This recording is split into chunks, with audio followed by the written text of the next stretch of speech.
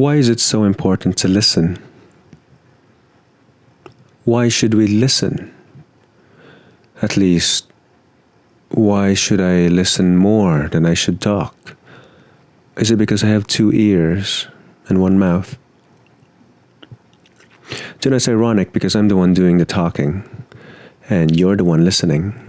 But it's been on my mind lately, and I have been thinking about this quite a lot. What does it mean to listen well?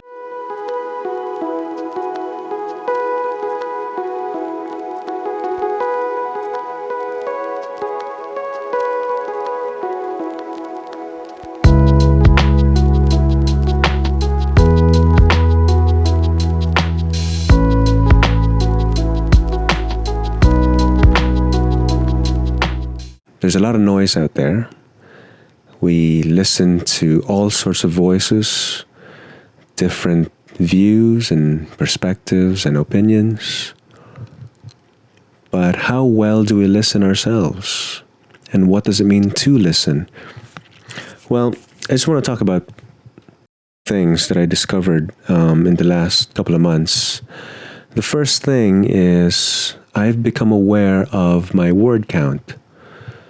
Whenever I would have a conversation with someone, I will almost record a counter in my mind how many words I would speak, and I will also count how many words the other person would speak and compare. Is it going to be a 50-50 ratio? Maybe it's an 80-20 split. Are you talking a lot more than I am? Or am I talking a lot more? So those are the things I'd be thinking about. And to me, I want to practice the art of listening. One of the things I'm learning as I listen more and more intently is that people do have perspectives that are different to my own. And equally valid, just different. And I think it's worth listening to. They are worth listening to. I find that they actually would have some input, valuable input into my life, should I listen to them. That's what I've been learning. I have a 5-year-old and a 3-year-old.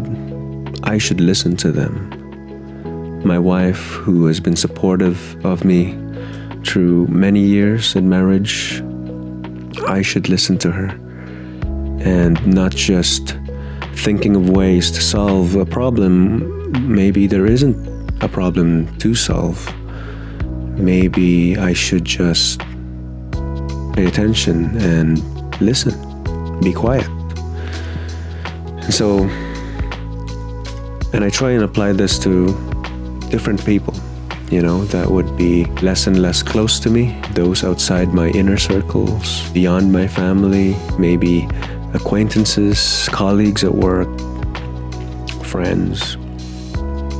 I should just give them time to express what their opinion is on a particular matter and just try and see it from their perspective without interrupting. And so what I find doing less and less, and hopefully I get better at this, is to pick out a key word that they might say and hijack that word.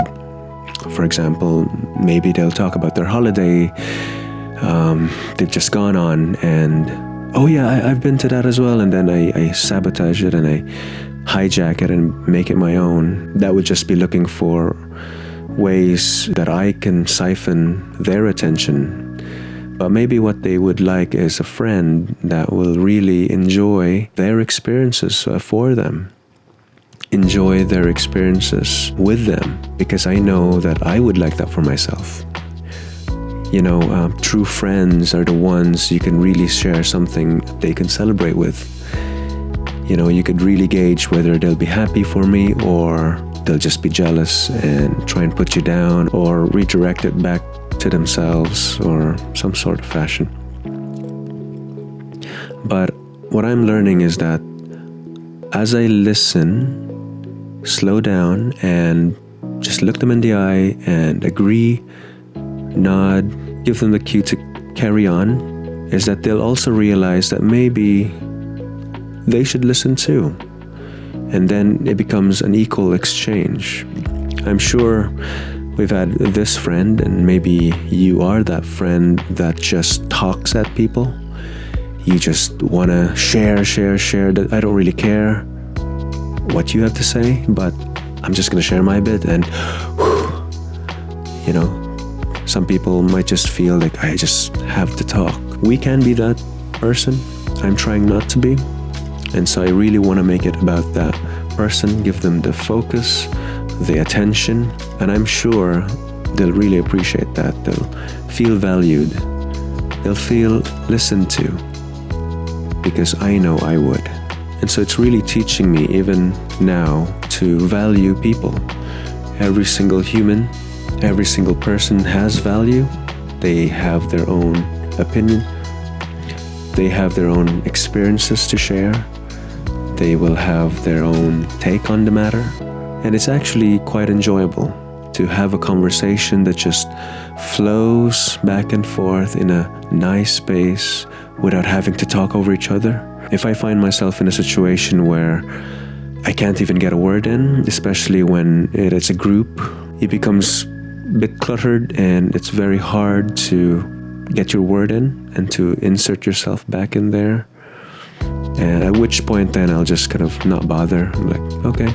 But it's really nice and refreshing when someone in the group then kind of regulates and moderates the group and say, what about you? What's your take on this? We haven't heard from you in a bit. Why don't you share what your opinion on this is? And so I think those are people that are conscientious and skilled at listening, when they don't just hijack and override your conversation. You would get so excited about what to share, and you're sharing this, and then, oh yeah, and then you get cut off, and I know the feeling, and so I don't want to be that person. I know that there are at least two types of people. An oversharer who will just overshare, and that's how they relate. That's their kind of love language. They would just share, and I expect you to share back because I'm sharing so much. I'm more of the type of respond when asked. If you ask a very specific question, I will respond in kind with very specific response.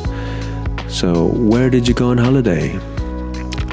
We went to France and it was hot. Whereas, other people will overshare and will give all the details of their holiday. And so I think there's a balance to not be an oversharer, but do share in kind and not just respond the bare minimum. Try and relate. The other thing I'm learning as well is, especially on a one-on-one, when you're across a table with someone, if you really want to be a friend, look them in the eye and give them that affirmation look as they're sharing, because it is vulnerable to do that, and you have to respect that. You have to acknowledge it. You have to give them that affirmation that what they say do matter, even if they're struggling to get it out there. You give them the space, the time, the breathing space to just share. They might be going through a hard time, and it's really good to just listen.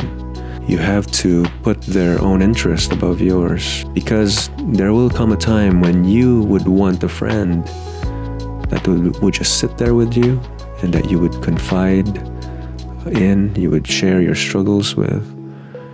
And so listening really has value. I would say far more than talking. This is what I'm implementing to part of taking things slow and really value relationships, is to lend an ear.